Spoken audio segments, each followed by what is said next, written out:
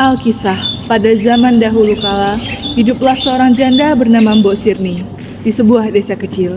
Ia bekerja sebagai petani kecil. Ia menginginkan seorang anak agar dapat membantu dan menemani ia bekerja.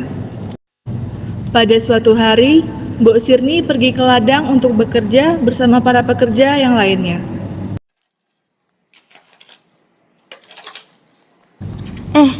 Lihat si Mbok Sirni, udah tua masih harus kerja di ladang. Sendirian lagi tuh, gak capek apa ya?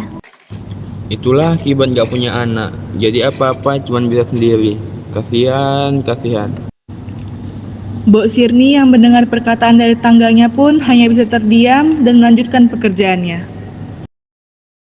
Akhirnya pekerjaanku di ladang hari ini sudah selesai. Seandainya saya memiliki seorang anak, pasti saya tidak selelah ini.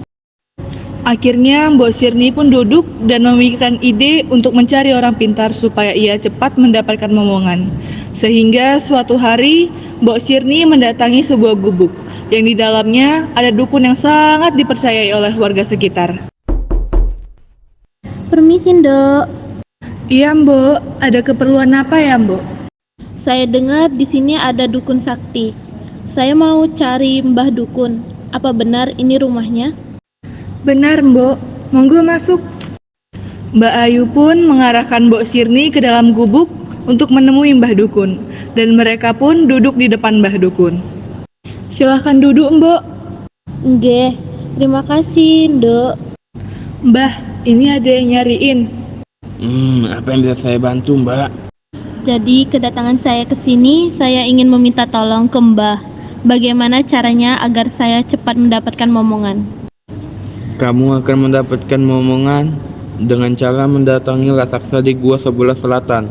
Ia akan memberikan sesuatu yang ajaib. Benarkah itu, Mbah? Baiklah, terima kasih atas sarannya, Mbah. Terima kasih juga, Mbak Ayu.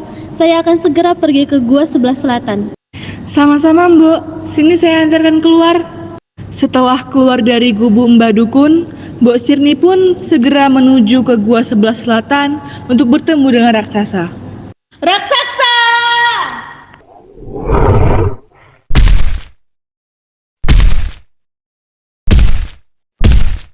Saya diarahkan Mbah Dukun untuk menemui Anda di sini.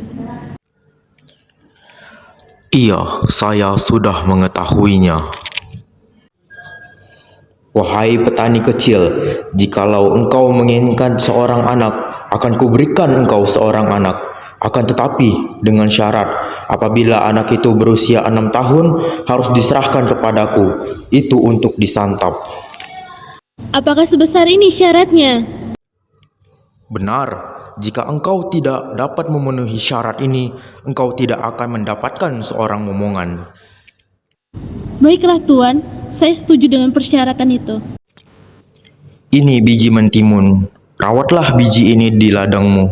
Dan ingat, perjanjiannya setelah 6 tahun kemudian.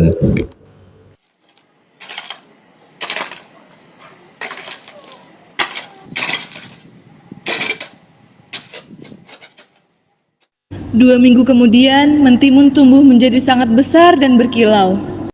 Wah, besar sekali buah ini. Sebaiknya saya belah saja buah ini dengan hati-hati.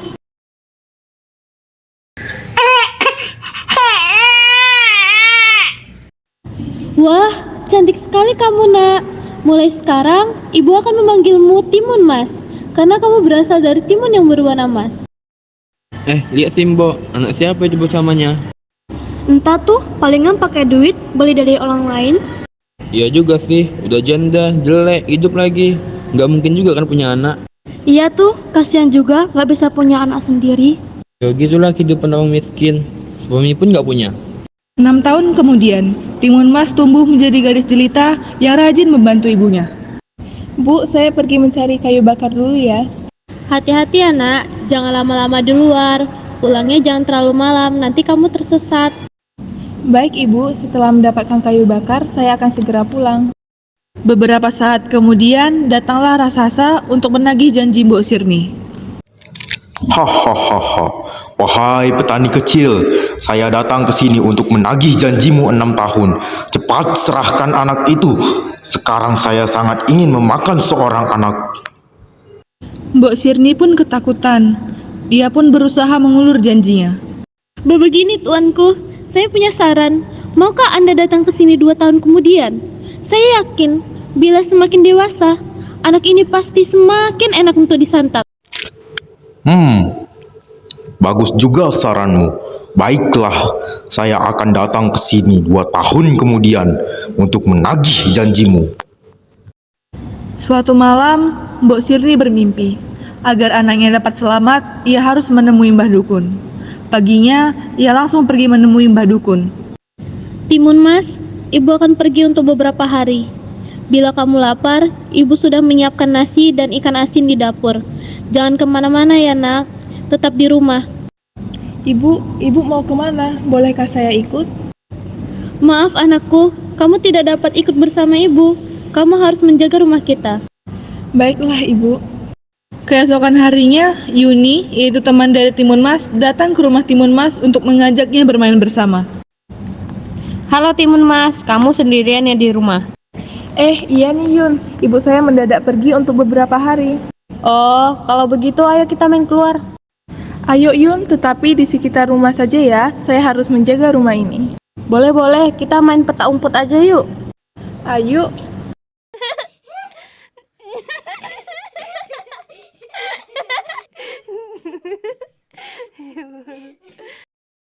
Setelah bermain sesaat, mereka pun beristirahat dan duduk di depan rumah Timun Mas. Ngomong-ngomong, ibu kamu kemana Timun Mas?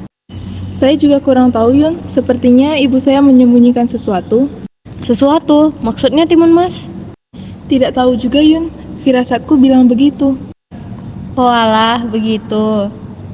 Sudah malam juga nih, saya harus pulang ke rumah. Oke, hati-hati Yun. Setelah Mbok Sirni sampai di gubuk Mbah Dukun, ia pun diberi 4 kantong senjata untuk mengalahkan raksasa. Mbok Sirni pun pulang ke rumahnya. Sesampainya di rumah, akhirnya ia pun menceritakan semua yang telah terjadi kepada Timun Mas. Mengerikan. Mata dia merah sangat. Gigi dia tajam. Kalau dia tangkap kau. Ibu, saya tidak mau dimakan oleh si raksasa itu, dan juga saya takut berpisah dengan ibu. Oh anakku, ibu sangat menyayangimu dan takut kehilanganmu. Ini, bungkusan ini ibu berikan untukmu. Gunakan ini saat kamu berhadapan dengan si raksasa itu. Sebelum itu, berdoalah kepada Sang Pencipta untuk diberi perlindungan darinya. Baiklah ibu, saya akan berusaha mengikuti saran ibu. Paginya, raksasa datang lagi untuk menagih janjinya. Wahai petani kecil, aku datang ke sini untuk menagih janjimu. Cepat serahkan anak itu. Aku amat ingin memakannya.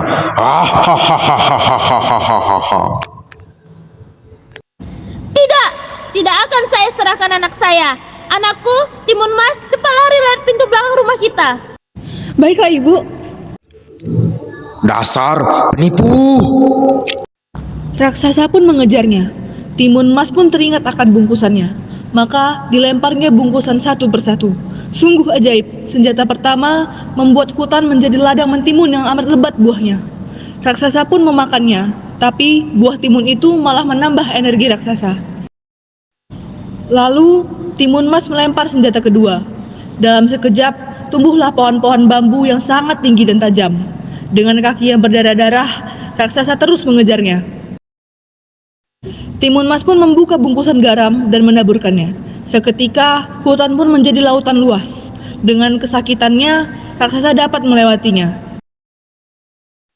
Yang terakhir, Timun Mas akhirnya menaburkan terasi. Seketika, terbentuklah lautan lumpur yang mendidih. Akhirnya, raksasa pun mati. Terima kasih Tuhan, Engkau telah melindungi hamba-Mu ini. Anakku, Timun Mas! Ibu! Akhirnya Timun Mas pun selamat dari raksasa. Timun Mas dan ibunya pun hidup bahagia selamanya. Selamat